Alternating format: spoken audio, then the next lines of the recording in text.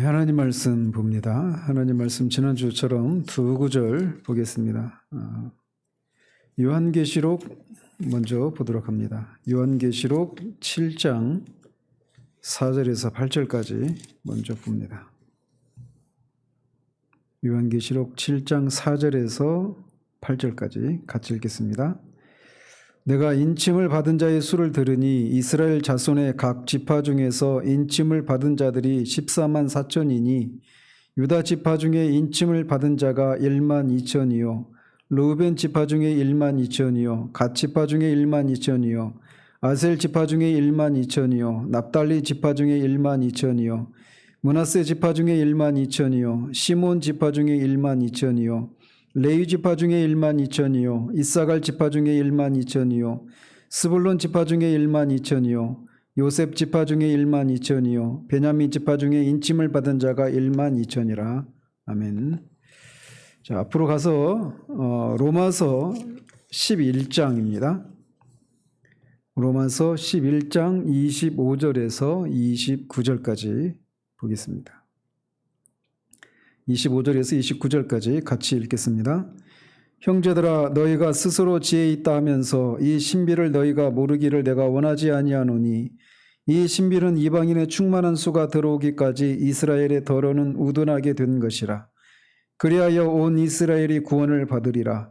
기록된 바 구원자가 시온에서 오사 야곱에게서 경건하지 않은 것을 돌이키시겠고 내가 그들의 죄를 없이 할 때 그들에게 이루어질 내 언약이 이것이라 함과 같으니라.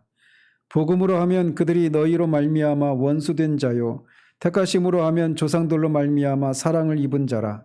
하나님의 은사와 부르심에는 후회하심이 없느니라. 아멘.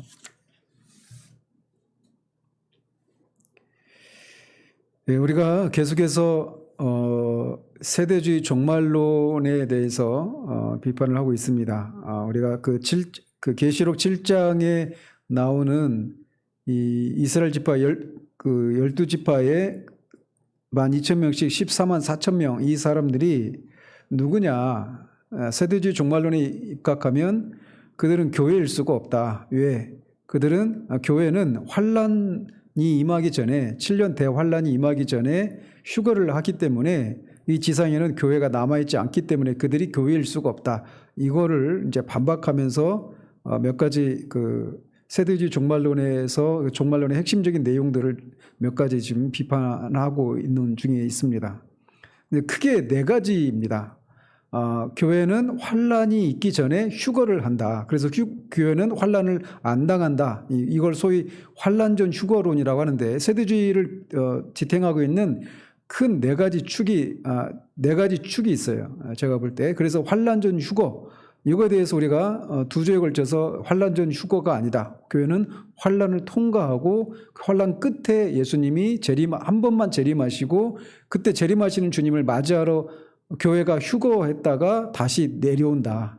그들이 말한 것처럼 하늘로 다시 올라가는 게 들어가서 사는 것이 아니다라고 말씀드렸어요. 그래서 환란 전 휴거가 세대주의 종말론의 한 축입니다. 그 다음에 이제 그 20장에 나오는 천년 왕국, 이것도 이제 세대주의의 한 축이죠. 그것도 이제 20장에 가서 제가 살피도록 합니다. 그리고 이제, 지난주에는, 이스라엘을 향한 선지서들에 나오는 그런 예언, 성취되지 않은 그 예언을 문자적으로 봐야 되느냐, 영적으로 이해를 해야 되느냐, 이런 관점에 의해서 세대주의 종말론자들은 문자적으로 이해를 하기 때문에 그게 이스라엘 민족에게 실제적으로 문자적으로 이루어져야 된다. 이런 주장을 하는 겁니다. 그래서 이스라엘을 향한 선지서들의 예언이 문자적으로 성취가 되어야 한다. 이게 이제 세대주의 종말론의 또 하나의 기둥이에요. 그래서 이제 그거를 이제 지난주에 살피기 시작했고 또 하나가 다니엘서 9장에 나오는 25절에서 27절, 특별히 27절에 나오는 이 71회가 그들이 주장하는 게 이제 그 71회가 그 종말의 시간표에 의하면 이제 한 일에 남은 한 일에 7일에 62일에 한 일에 이렇게 71회를 이렇게 세 부분으로 나누는데 그 시기를 어떻게 봐야 하느냐 이거에 따라서 이제 세대주의 종말론 그거를 이제 세대주의 종말론이 그거를 가지고 이제 자신의 주장들을 펼쳐 나가는데 이 네 가지를 이제 성경적으로 반박을 하고 있는 중에 있습니다. 그래서 환란 전 휴거론 이거는 이제 성경을 살펴서 우리가 이건 기각되어야 된다 이렇게 말씀드렸죠. 그리고 또 하나가 이제 천년왕국 다음에 할 것, 그 다음 20장에서 할 거고 그 다음에 또 하나는 이 유대인을 향한 하나님의 계획, 그러니까 문자적으로 이루어져야 된다. 그것이 정말 과연 맞는가? 이거를 이제 지난주부터 살피기 시작한 거예요. 그 다음에 그 다니엘서 9장에 나오는 그 72일을 어떻게 해석해야 되느냐. 그래서 이 네 가지가 세대주의를 뒷받침하고, 세대주의 종말론을 뒷받침하고 있는 네 가지 이 기둥이라고 할 수 있는데 그 네 기둥이 무너지면 세대주의 종말론 그 모든 것들이 다 무너져야 하는 것이죠. 그래서 세부적으로 하나하나 다 살펴갈 수는 없고 이 네 가지를 지금 성경을 가지고 지금 반박하는 중에 있습니다. 그래서 지난주에는 이 에스겔서나 뭐 다니엘서나 스가랴서나 이런 여러 선지서들에 예언되고 있는 그 이스라엘의 회복에 대한 그런 선지서들의 예언이 있는데 그 예언이 문자적으로 해석을 해야 되느냐 이런 걸 살폈어요. 그러면서 결론적으로 말씀을 드리면 사도들이 야고보 사도나 베드로 사도나 이런 사도들이 그들이 유대인임에도 불구하고 유대인의 회복, 이스라엘의 회복에 대해서 선지자들이 얘기하고 있는 것을 교회에게 적용하고 있는 것을 우리가 살펴봤어요, 지난주에. 그래서 그들의 해석의 원리를 따라야 한다는 것이죠. 그래서 어떤 문맥은 문자적으로 해석을 해야 되겠지만 어떤 문맥은 문자적으로 해석을 하면 문제가 생긴다는 것이죠. 특별히 에스겔서의 그 성전이 다시 제3성전이 건설이 되고 세워지고 또 성전 제사가 회복된다. 이 문자적으로 이루어져야 된다라고 했는데 그게 문자적으로 해석을 하면은 안 되는 그런 이유들 그리고 그것이 결국은 예수 그리스도를 통한 그런 완전한 희생 제사를 예표하고 있고 그 희생 제사를 통해서 그 세워지게 될 온전한 성전 즉 교회를 통해서 성취가 되었다라고 하는 것을 지난주에 말씀드렸습니다. 그러면서 이들이 그 이스라엘의 그런 회복을 주장하는 그 중심 그 근거 구절이 뭐냐면 오늘 우리가 읽었던 지난주보다 오늘 이렇게 본문을 삼고 있는 로마서 11장 25절에서 29절까지의 말씀이에요. 특별히 26절에 온 이스라엘이 이제 구원을 받는다고 할 때 그 온 이스라엘이 무엇을 가리키느냐? 그 온 이스라엘이 교회를 가리키느냐? 그것에 대해서는 교회일 수가 없다라고 말씀드렸죠.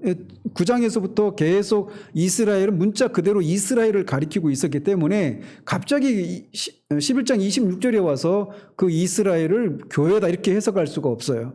해석의 원리를 따라서. 그래서 그거는 교회다. 구원받은 모든 유대인과 이방인으로 구성된 모든 구원받은 사람들 교회를 가리킨다. 이런 해석은 옳지 않다라는 것이죠.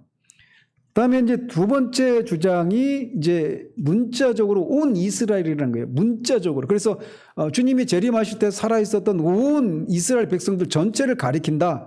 또는 거의 대부분의 이스라엘 민족 전체를 가리킨다. 이렇게 보는 입장이 있어요. 근데 그거일 수가 없다라고 하는 것을 지난주에 살피다가 이제 중단을 했습니다. 그래서 그 내용을 그것을 이어서 이제 오늘 더 살펴보도록 합니다.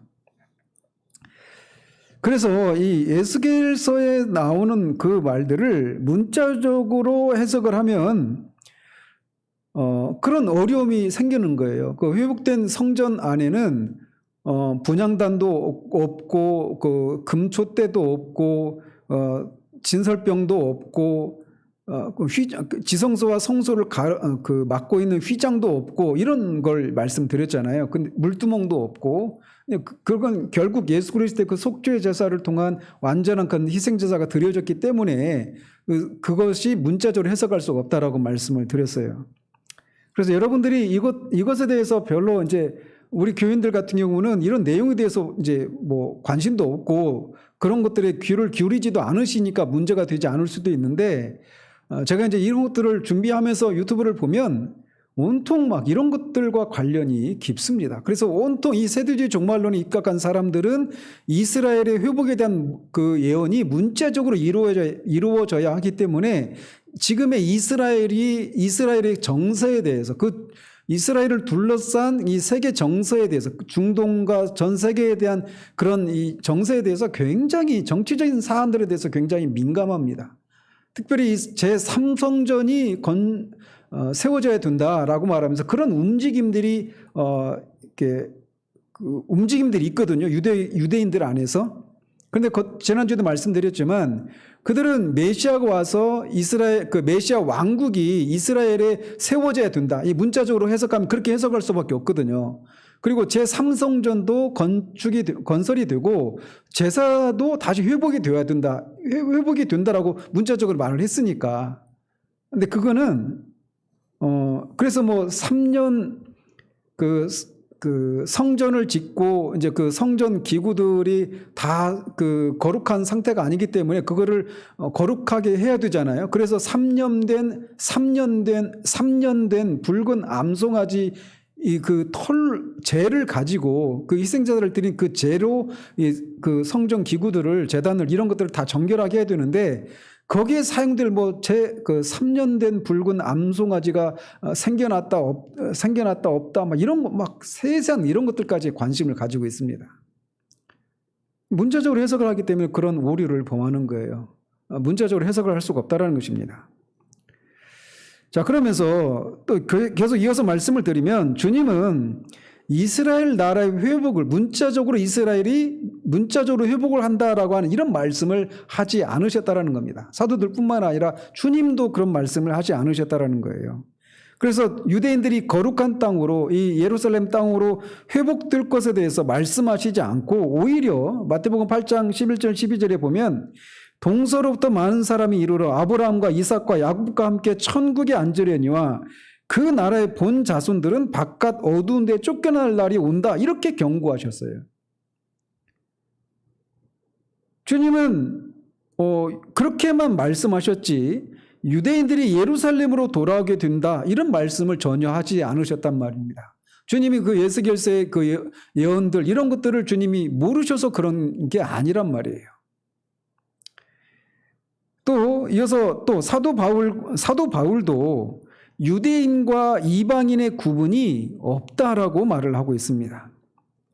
골로새서 3장 11절에 거기에는 헬라인이나 유대인이나 할레파나 무할레파나 야만인이나 스구디아인이나 종이나 자유인이 차별이 있을 수 없다라고 말을 하고 있습니다. 그런데 이 세대주의 종말론자들에 의하면 이 예언서의 그 이스라엘 회복에 대해서 예언하고 있는 것들이 문자적으로 그 해석을 해야 된다, 이렇게 말을 하기 때문에 지난주에도 말씀드린 것처럼 그들의 주장에 따르면 유대인들과 이방인들의 교회가 서로 완전히 구별되는 그렇게 그들은 주장하고 있단 말이에요. 그렇지만 바울은 더 이상 유대인도 이방인도 없다라고 말을 하고 있습니다. 그런 구분은 이제 완전히 끝나버렸다라는 것입니다. 우리 주님은 에베소서 2장에 있는 말씀처럼 중간에 막힌 담을 허셨어요. 우리 둘이, 즉 이방인과 유대인이 한 성령 안에서 아버지께 나아감을 얻게 하시기 위해서 십자가에서 그 막힌 담을 허무셨단 말입니다. 그렇기 때문에 이제는 이방인과 유대인의 구분이 없어지게 된 거예요. 또 갈라디아서 3장에서도 믿는 모든 사람들이, 이방인이든 유대인이든 구원받은 모든 믿는 사람이 아브라함의 자손이다라고 그렇게 말을 하고 있습니다. 그리고 이 로마서 이 11장도, 이 11장에 보면 돌감람나무에 또 감람나무가 있는데 거기에 이방인들이 돌감람나무였던 이방인이 그 가지에 접붙임을 받았다, 이렇게 말씀하고 있잖아요. 그런데 거기서 중요한 게 뭐냐면 하나의 뿌리만 존재한다라는 겁니다. 오직 하나의 뿌리만 존재하고 구약과 신약의 교회는 하나다라고 말을 하고 있는 거예요. 중요한 것은 가지가 아니라 그 가지를 지탱해주는 뿌리라는 것입니다. 그 뿌리는 하나라는 거예요. 그래서 뿌리가 거룩한 즉 가지도 그러하니라 라고 말을 하고 있는 것입니다. 그래서 사도가 여기서 관심을 가지고 있는 것은 이 본질적인 하나됨 그리고 연합과 연속성이라는 것이에요. 그렇기 때문에 유대 민족만의 특별한 지위나 그런 구분은 없어졌다라고 말을 하고 있다는 것입니다. 이건 끝난 일이에요. 이 사람들이 이 로마서 11장 25절과 26절을 오해를 하면서 성경을 읽습니다. 한번 보십시오. 로마서 11장 25절 26절의 그 상반절까지 보시면 형제들아 너희가 스스로 지혜 있다 하면서 이 신비를 너희가 모르기를 내가 원하지 아니하노니 이 신비는 이라고 말하면서 이 부분 이방인의 충만한 수가 들어오기까지 이스라엘의 덫은 우둔하게 된 것이라 그리하여 온 이스라엘이 구원을 받으리라. 이 부분을 이거를 어떤 그 시간 순서대로 이해를 하면서 읽는다라는 겁니다. 그래서 이런 식으로 읽는다라는 거예요. 이 신비는 이방인의 충만한 수가 들어오기까지 이스라엘의 덫은 우둔하게 된 것이라. 그 충만한 수가 차면 온 이스라엘이 구원을 얻으리라. 이렇게 이해를 한다라는 것입니다. 그러니까 이방인의 수가 다 찰 때까지 유대인들은 구원을 못 받고 있다가 이방인의 수가 충만한 수가 꽉 차면 그 다음에 유대인이 구원을 받는다라는 이런 식으로 연대기적으로 이해를 한다라는 거예요. 세대주의 종말론의 입장이 그거잖아요. 유대인들이 하나님 나라를 건설하시기 위해서 오신 메시아로 오신 그 예수님을 메시아로 인정하지 않고 그 제안을 거절했다라는 것입니다. 그래서 이방인들에게 이제 이방인들의 구원이 시작되었고 그게 이제 그들로 이루어진 교회가 이루어졌다는. 그래서 교회가 충만한 수가 꽉 차면 휴거를 당하고 환란기 때 유대인들이 이제 구원을 받는다. 이게 이런 식으로 이 구절을 연대기적으로 순차적으로 일어나는 일로 그렇게 이해를 하고 있다는 것이죠. 근데 그 본문은 원래 그런 본문이 아니에요. 여기서 있는 것처럼 이스라엘의 이방인의 수가 충만한 수가 들어오기까지 이스라엘의 덫은 우둔하게 된 것이라. 이게 이방인의 충만한 수가 들어올 때까지는 이스라엘이 구원을 받지 못한다. 이렇게 말하고 있지 않다라는 거예요. 그 다음에 온 이스라엘이 구원을 받으리라. 이렇게 말하고 있지 않다라는 겁니다. 여기서 그리하여라고 하는 말은 영어로 말하면 and so입니다. and so. 즉 그런 식으로 그렇게 해서 이런 뜻이에요.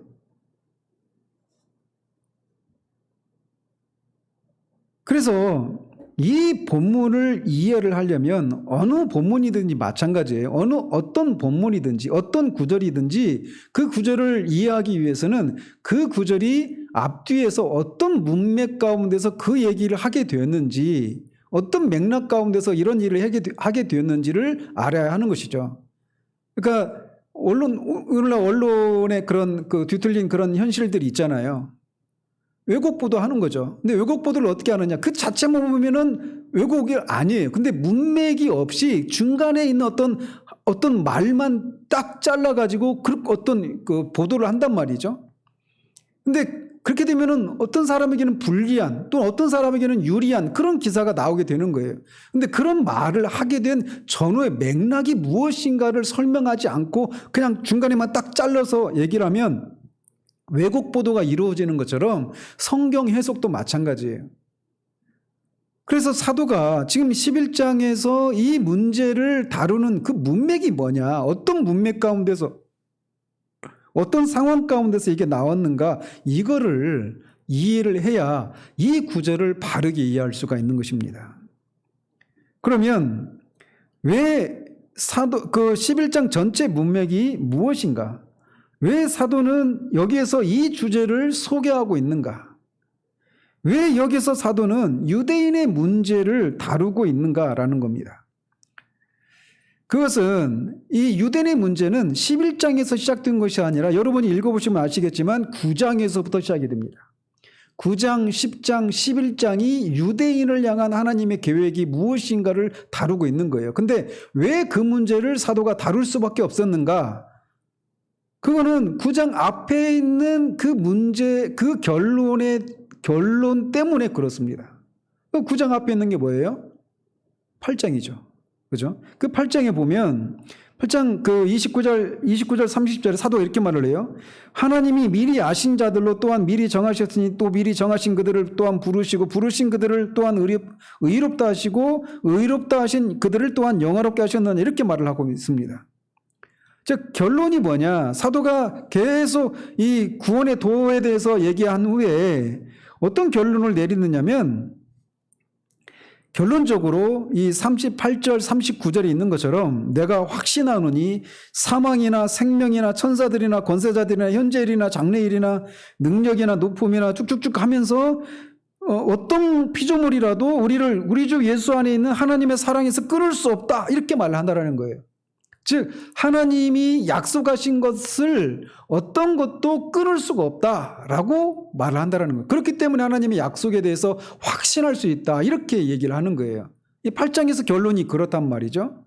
그런데 이제 가상의 논적자가 이 사도 바울의 이런 결론을 들었던 가상의 논적자가 이렇게 질문을 하는 거예요. 그 질문에 대한 답으로 9장에서 11장까지 유대인의 문제, 유대인을 향한 하나님의 계획이 무엇인가를 다루기 시작하는 거예요. 그럼 어떤 문제를 제기했느냐? 이렇게 얘기하는 겁니다. 유대인들은 어떻게 되는 거냐라는 거예요.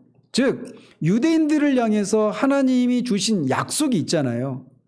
근데 그 약속이 있는데 지금 사도 바울 당신의 말을 들으면 하나님의 약속은 반드시 성취되고 그렇기 때문에 어떤 것도 그 하나님의 그 약속에서 우리를 끊을 수도 없고 하나님의 약속은 반드시 성취된다. 우리가 그렇게 확신할 수 있다. 이렇게 말을 했는데 아니 그런데 유대인들을 향해서 하나님이 이런저런 약속을 하셨는데 현실을 보면 유대인들은 이 구원에서 멀어져 있는 이런 현실이 있는데 과연 그러면 당신의 말대로 하나님의 약속이 정말 반드시 성취된다고 할 수 있느냐?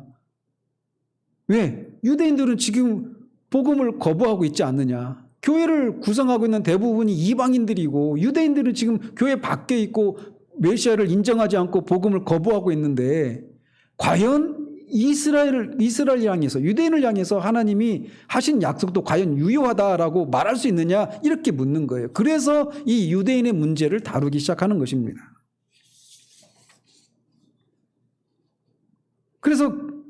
그러면서 사도는 그 가상의 논적자들의 질문에 대한 답을 하는 과정에서 이 문제를 다루는 거예요. 그게 이제 9장에서 11장까지 다루고 있는 문제입니다.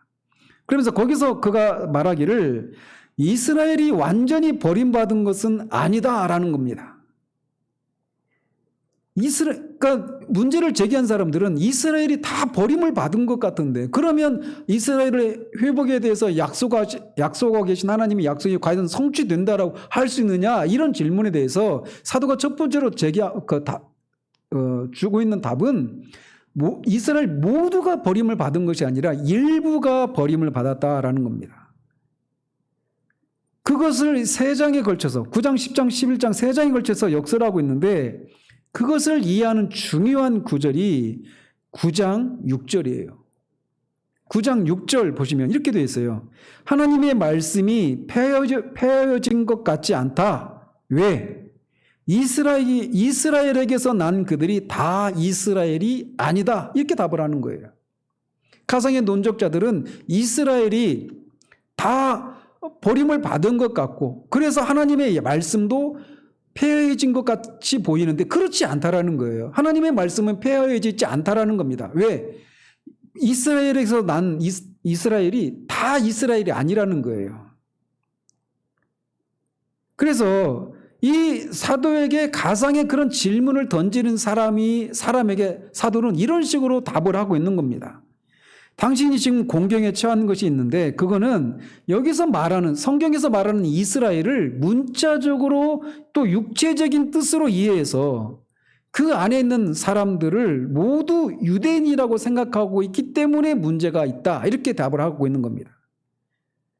성경이 이스라엘이라고 하는 말을 사용할 때는 그래서 이스라엘의 회복에 대해서 말씀하고 있을 때는 문자적으로 이스라엘 유대인들 전체를 가리키는 것이 아니다라는 겁니다. 모든 유대인 하나하나가 다 회복이 될 것이다. 이런 걸 말씀하고 있는 것이 아니라 아니라는 거예요. 이스라엘에게서 난 그들이 다 이스라엘이 아니다라는 겁니다. 표면적인 유대인이 아니라 이면적인 유대인이 유대인이라고 말했던 그 말씀과 일맥상통하는 것이죠. 그러면서 계속 이어서 하나님이 이스라엘에 대해서 약속하고 있는 것들은 문자적인 이스라엘 민족을 향한 약속이 아니라 영적인 이스라엘에 대한 약속이었다라는 거예요. 그래서 하나님의 약속들은 문자적인 의미의 전체 이스라엘 민족에게 적용된 일이 결코 없다라는 겁니다. 언제나 남은 자, 외적인 할례가 아니라 마음과 영혼의 할례를 받은 영적인 이스라엘에게 약속을 하셨다라는 것입니다. 그래서 하나님의 약속들은 하나님이 이 민족 중에서 뽑으신 이 특별한 참 이스라엘 백성에게 하신 것이었다라는 거예요. 그리고 그 백성에게 하신 약속은 언제나 지키셨다라는 것입니다. 그러면서 예를 드는데 바울이 그 엘리야 시대의 예를 들어요.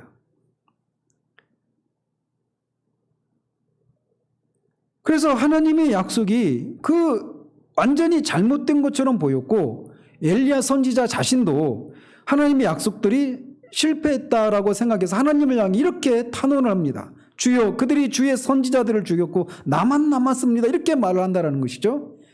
그러니까 그것에 대해서 하나님이 엘리야, 네가 알지 못하는 7,000명의 바알에게 절하지 않은 7,000명의 내 백성이 있다라고 답을 하셨던 거예요. 은혜로 택하심을 따라 남은 자들이 어떤 시대에도 어떤 영적인 어두움의 그 시기 가운데도 항상 존재해 왔다라는 것입니다. 아무도 없다고 생각할 그때도 참 이스라엘은 여전히 남아 있었다라는 것이에요. 그리고 그것은 지금도 계속 그렇다라는 것입니다. 그러면서 계속 이어서 말하기를 하나님이 자기 백성을 버리셨느뇨? 그럴 수 없느니라. 그렇게 말할 수 있는 근거가 뭐냐? 나도 이스라엘인이요. 이렇게 대답을 하는 거예요. 사도 바울도 지금 구원받은 사람이 되었잖아요. 구원받은 그리스도인이 되었잖아요. 사도가 되었잖아요. 만약에 하나님의 말씀이 다 폐허해졌다라면 그렇다면 사도 자신도 이스라엘인 유대인인 사도 자신도 구원에서 멀어져야 되는데 그렇지 않다라는 거예요. 그래서 모든 사람이 다 죽고 유대인이 한 명도 남지 않고 사도 자신 사도가 한 사람 유대인인 사도 자신 한 사람만 남는다 하더라도 그 자신이 구원받았다라면 하나님의 약속은 반드시 지켜졌다라고 말할 수 있다. 이렇게 그 논증을 해나가고 있는 것입니다. 나도 이스라엘인이요 아브라함의 씨에서 난 자요 베냐민 지파라 하나님이 그 미리 아신 자기 백성을 버리지 아니하셨느니라. 다른 사람은 몰라도 나만 봐라. 나를 보아서도 하나님의 약속이 당신의 백성을 버리지 않겠다라고 하시는 이 하나님의 약속이 성취된 것이 아니냐 이렇게 반박을 하고 있는 것입니다. 그래서 계속 바울은 남은 자, 영적 이스라엘에 대한 교리를 설명해 나가고 있는 거예요. 그렇기 때문에 이런 문맥, 하나님의 약속은 항상 문자적인 이스라엘 백성을 향해서 하신 것이 아니라 참 이스라엘, 마음의 할례를 받은 참 이스라엘, 참 구원받은 하나님의 백성들을 향해서 약속하셨고 그 약속은 어떤 그 영적인 암흑기라고 불려지는 그 시대 가운데서도 늘 그런 사람, 남은 자, 영적 이스라엘, 참 이스라엘은 항상 있어 왔고 그들을 하나님이 구원하시고 버리지 않으신 그것을 항상 지키셨다라는 거예요. 그런 이해를 가지고 이 온 이스라엘을 살펴야 한다는 것입니다. 그래서 바울은 25절에 이방인의 충만한 수에 대해서 말하잖아요. 그런 것처럼 유대인의 충만한 수도 있다라는 겁니다. 이방인의 충만한 수는 구원받은 이방인, 그러니까 구원받은 이방인 총 전체 숫자를 가리키는 거예요. 거기에서 한 명이라도 빠지면 안 되죠. 그래서 우리에게 소망이 있는 거예요. 이방인의 충만한 수 안에 결코 한 명이라도 결혼이 생기면 빠진 사람이 있으면 그게 충만한 수가 되지 못하는 거예요. 그래서 우리가 이방인의 충만한 수라고 하는 개념이 있단 말이죠. 그런 것처럼 유대인의 충만한 수도 있다라는 것입니다. 하나님이 이방인들 가운데 부르신 모든 사람, 하나님이 유대인 가운데 부르신 모든 사람, 그들은 모두 구원을 받을 것이다라는 거예요. 하나님이 처음부터 마음에 품고 계셨던 이스라엘 사람 모두는 다 결국은 구원에 이르게 될 것이라는 것입니다. 그런데 이 구원받는 유대인, 문자적인 유대인 말하는 거예요. 문자적인 이스라엘 사람들을 말하는 거예요. 그 사람들이 어떤 시대에는 구원받은 사람이 적을 수 있죠. 또 어떤 시대에는 많을 수도 있어요. 그러나 적거나 많거나 간에 하나님이 구원하시기로 하셨던 이 이스라엘 사람들, 문자적인 이스라엘 사람들이죠. 구원받기로 작정한 이스라엘 사람들은 결국은 모든 역사 시대를 통해서 그 구원받기로 한 그 모든 총수가 결국은 다 구원받게 된다라는 거예요. 따라서 여기서 말하는 온 이스라엘은 바로 그것을 말한다라는 겁니다. 구원받기로 작정된 유대인, 구원받은 유대인의 총수를 가리키는 거예요.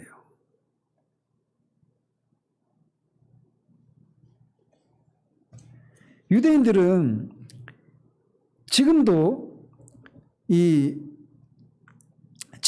이스라엘을 민족적으로 이해하는 그런 오류가 벌어지고 있어요. 그러니까 백투 예루살렘 그런 그 운동을 하는 분들, 세대주의 종말론을 주장하시는 분들, 이런 분들이 다 거기에 해당되는 거죠.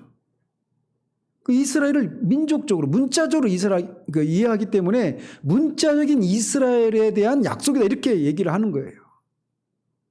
그래서 여러 가지 오류가 발생되고 있는 거라는 거죠. 유대인들은 예수 그리스도께서 오셨을 때 그분을 메시아로 인정하지 않았습니다. 그들이 이스라엘에 대해서 육적이고 민족적인 개념을 가지고 있었기 때문이에요. 그래서 그 메시아가 와서 이룰 그 메시아 왕국 하나님 나라도 문자적으로, 육체적으로, 정치적으로 이해를 했던 것이죠.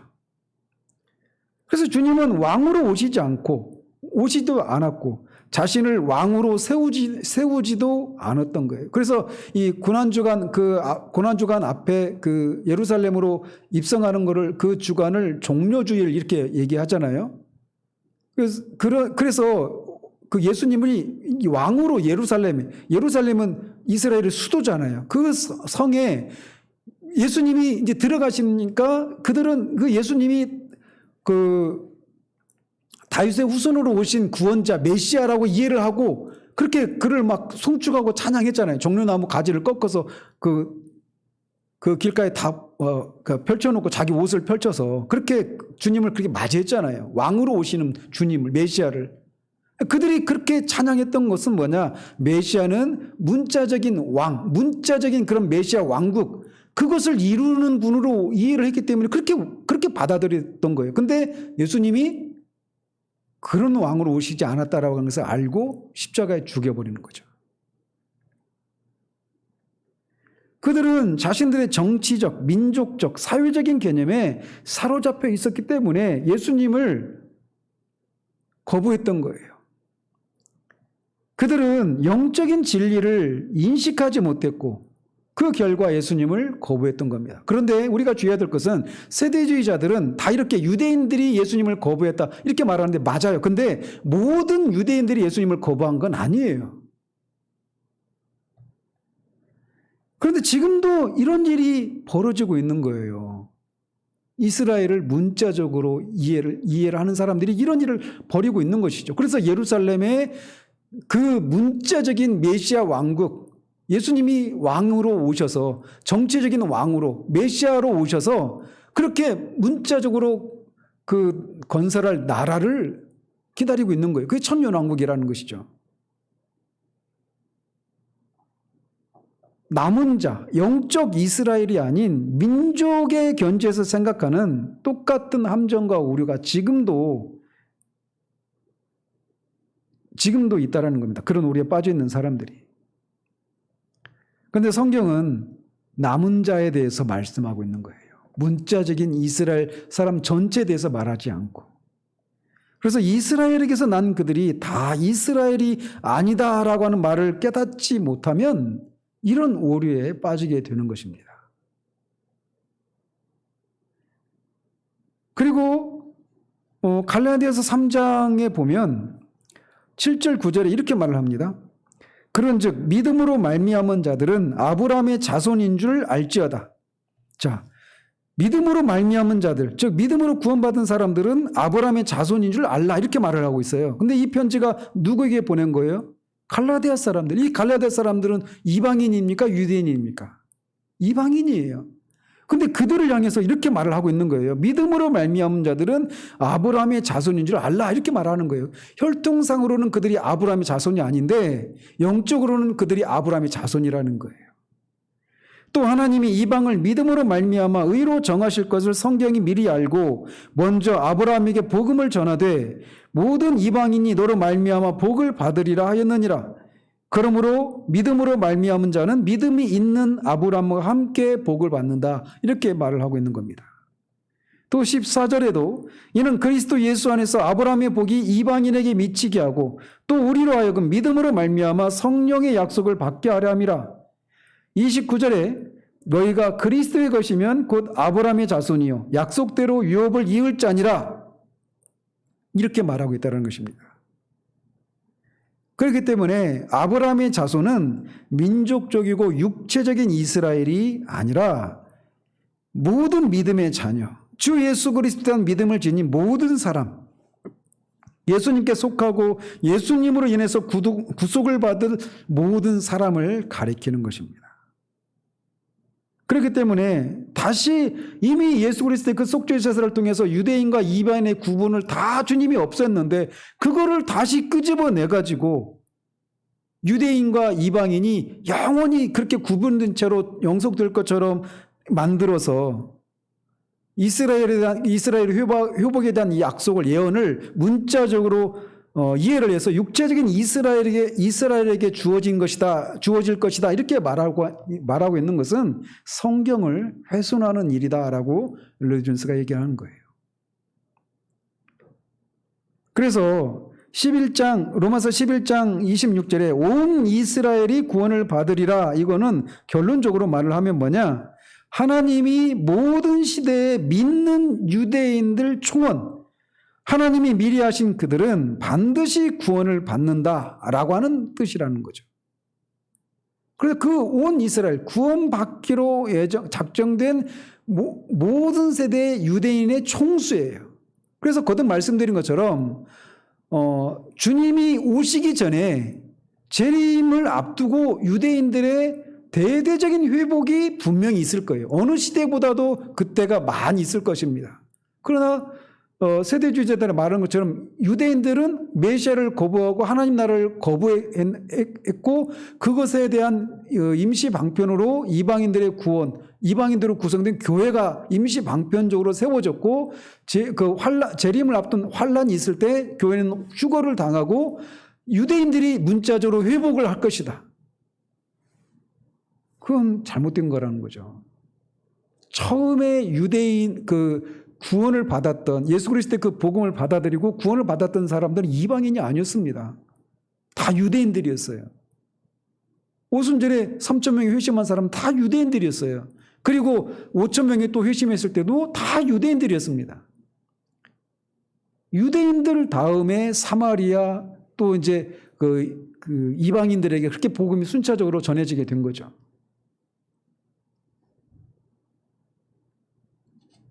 그렇기 때문에 유대인들만의 어떤 특별한 지위를 지닌다.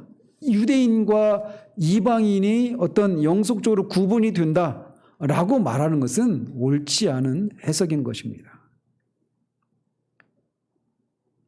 그렇기 때문에 이 말세에 주님의 그 재림을 앞둔 그 말세를 말하는 거예요. 지금도 말세입니다. 거듭 말씀드리지만 예수님의 오심과 함께 말세는 시작이 된 거예요. 종말은 그때부터 시작이 된 겁니다. 그리고 주님의 재림을 앞둔 그런 재림과 기존에서 재림과 가까운 그 말세, 그 마지막 때에 가면 유대인들이 더 많은 유대인들이 구원을 받는 일이 일어날 거예요. 그러나 설사 그렇게 유대인들이 많이 구원을 받는다 하더라도 구원받는 방법은 똑같습니다. 성전 제사가 회복이 되고 성전 제사를 제사를 드리고 메시아를 기다리는 믿음으로 구원받는 게 아니에요. 이미 오신 메시아, 그 예수 그리스도를 믿는 믿음과 자신의 죄를 회개하는 것을 통해서 구원을 받는 거예요. 하나님 나라에 들어가는 길은 유대인이나 이방인이나 똑같습니다. 다른 길이 있는 게 아니에요. 그리고 그렇게 구원받은 유대인이나 이방인은 지위가 똑같습니다. 구분되지 않아요. 유대인들도 우리 모든 그리스도인들이 그랬던 것처럼 그리스도의 피를 믿어야 합니다. 하나님 나라에 들어가는 다른 방법은 없습니다. 어느 누구도 율법을 지킬 수가 없어요. 모든 사람은 오직 그리스도와 그분의 십자가를 믿음으로만 구원받을 수 있습니다. 그것이 영원한 복음이에요. 다른 복음은 없습니다.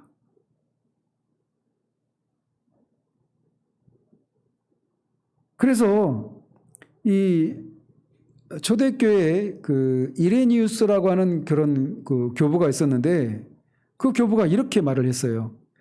예수 그리스도를 말하면서 유대인처럼 사는 것은 어처구니 없는 일입니다. 왜냐하면 기독교가 유대교를 믿은 것이 아니라 유대교가 기독교를 믿었기 때문입니다. 이렇게 말을 했어요. 그런데 오늘날 세대주의 종말론을 주장하는 분들은 유대인들에게, 이스라엘에게 온통 관심이 거기에만 가 있습니다. 그리고 유대인들이 우리와는, 이방인인 우리와는 다른 어떤 특별한 그런 존재로 생각을 하고 마치 우리가 더부살해하는 듯한 그런 인상을 풍기는 방식으로 이스라엘에 대해서 뒤틀린 그런 관심을 보이고 있어요. 그리고 더 현실적인 얘기를 하자면 이들이 하는 그 일들 중에 하나가 무엇이냐면 세계에 흩어져 있는 유대인들이 있잖아요. 유대인들이 그 이스라엘에만 사는 게 아니지 않습니까? 세계 곳곳에 흩어져 있잖아요. 러시아에도 유대인 공동체가 있고 뭐 미국, 뭐 서방, 남미, 뭐 전 세계 다 흩어져 있습니다. 유일하게 뿌리를 내리지 못한 나라가 우리나라래요. 유대인들이. 근데 어쨌든 그 전 세계에 흩어져 있는 유대인들을 이스라엘 땅에 정착시키는 그런 일들을 하는 거예요. 교회 헌금으로. 그게 그들을 그 복음을 전해서 구원을 받게 하는 것과 그게 무슨 상관이 있다고요? 현실적으로 그렇게까지 가는 거예요. 그리고 어떤 분들은 금요 사밧 예배, 샤바트가 그 안식일이잖아요. 예수 그리스도의 그 재림을, 그 부활을 통해서 그 안식일이 상징하는 바가 이미 성취가 되었는데 다시 유대교로 돌아가는 거예요. 오늘날 여러분들이 그 유대인들의 그 유대교의 그 절기들을 지키고 있는 그런 모습도 있잖아요. 여기 옆에 그 수목원교회도 그 월삭이네, 초하루네, 막 그런 절기들 막 있잖아요. 그 절기가 상징하는 것들이 예수 그리스도의 그 초림과 재림을 통해서 이미 성취됐고 성취될 것입니다. 그 그림자에 해당되는 것들을 다시 지키려고 하고 있단 말이에요. 그런 운동이, 그런 움직임들이 막 벌어지고 있어요. 그렇기 때문에 우리가 이 세대주의 종말론이 붙들고 있는 이스라엘의 회복에 대해서 선지서에서 예언하고 있는 것들이 문자적으로 회복이 되어야 된다. 이것도 그 세대주의 종말을 지탱하고 있는 또 하나의 큰 기둥인데 이 기둥은 무너져야 하는 기둥인 거예요. 문자적으로 이해해서는 안 되는 겁니다. 사도처럼, 우리 주님처럼 이거를 영적으로 해석을 해야 되는 것이죠. 그래서 이스라엘에 대한 이 회복에 대한 메시지는 문자적인 혈통적인 아브라함 자손 이스라엘을 가리키는 것이 아니라 영적인 이스라엘, 마음의 할례를 받은 구원받은 사람들을 가리키는 거예요. 그리고 그렇게 구원받은 사람, 이 총수가 온 이스라엘이 구원을 받을 것입니다. 그런 일들이 반드시 일어날 거예요. 그때 그런 일들이 일어날 때 그건 굉장히 놀라운 일이죠. 2000년 동안이나 유대인들 대부분이 복음을 받아들이지 않고 지금도 이 이스라엘에서 예수 그리스도를 믿는 사람들, 이 사람들을 메시아닉 주라고 이렇게 부르는데, 이들이 그 속에서 복음을 믿고 예수 그리스도의 제자로서의 그런 삶을 살아갈 때 엄청난 핍박을 받습니다. 유대인들로부터 말이죠. 근데 그런 유대인들에게 복음이 그들에게 정말 받아들여지고 이미 오셨던, 그리고 십자가에 죽으셨던 그 예수가 부활하고 그 십자가에 죽으심과 부활을 통해서 자신들의 그 죄를 용서하시기 위해서 죽으셨고 다시 그분이 산자와 죽은 자를 심판하시기 위해서 오신다라고 하는 그 약속을, 그리고 자신들이 그렇게 문자적으로 이스라엘 회복이 이루어져야 된다라고 기다렸던 그런 것들이 잘못된 것이고, 이것이 예수 그리스도의 초림을 통해서 이미 성취된 것이고, 장차 예수님의 재림을 통해서 완전히 성취될 그런 그 상징적인 영적인 그런 것이지 문자적인 것이 아니었다라고 하면서 알고 예수 그리스도를 믿고 구원받은 자의 대열에 들어오는 그런 무리들을 보는 것처럼 놀라운 일도 없을 거예요. 그런 일들이 곧 일어나게 될 것입니다. 그래서 결론적으로 환난전 휴거 기각되어야 됩니다. 그리고 유대인을 향한 그 문자적인 이스라엘 회복에 대한 이것도 기각되어야 하는 주장인 거예요. 자, 이 네 다리가 있는데 다리 두 개가 무너진 거예요. 이제 다음 주는 또 다른 하나의 다리인 다니엘서 9장을 어떻게 해석해야 되는가? 세대주의 그런 해석과 그것이 어떤 이유에서 기각되어야 되는가? 이 내용을 다음 주에 살펴보도록 하겠습니다. 기도하겠습니다. 하나님 아버지, 세대주의 종말론을 주장하는 분들이 이스라엘의 회복에 대해서 예언하고 있는 성경을, 선지서들을 문자적으로 해석을 해서 제3성전이 세워져야 하고 희생제사도 다시 회복되어야 되고, 또 이스라엘의 문자적인 그런 메시아 왕국이 건설되어야 한다라고 하며, 마치 지금 이스라엘 안에서 유대인들이 제3성전을 건설하기 위해서 움직이고 있는 이런 움직임들을 보면서 주님의 오실 날이 얼마 남지 않았다라고 말하며 잘못된 가르침을 베풀고 있는 것들을 우리가 살펴보았습니다. 성경은 한 번도 이스라엘에 대해서 약속하실 때 그거를 문자적으로 약속한 것이 아니라 영적인 이스라엘, 참된 이스라엘에게 하신 것이고, 그 남은 자들 향해서 하나님이 하셨고 그 약속한 것은 반드시 이루셨다라고 하는 것을 우리가 살펴보았습니다. 그러므로 이제 예수 그리스도의 그 십자가를 통해서 유대인과 이방인의 모든 장벽과 구분을 무너뜨리신 그 일이 다시 복원되는 그런 일이란 있을 수 없음을 알고 우리가 그런 가르침들에 요동하지 않을 수 있도록 하나님 붙들어 주시기를 원합니다. 예수 그리스도 이름으로 기도합니다. 아멘.